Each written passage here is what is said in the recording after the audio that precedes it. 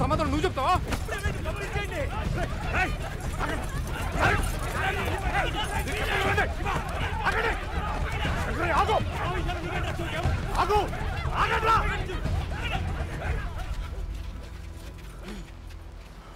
వీడు మీకు నచ్చకపోయినా, వీడు చెప్పిన మాట నచ్చకపోయినా, ఆ నలుగురిని మనం కాపాడుకునే ఒకే ఒక అవకాశం నేవీ నుంచి గోల్డ్ తీసుకురావడమే.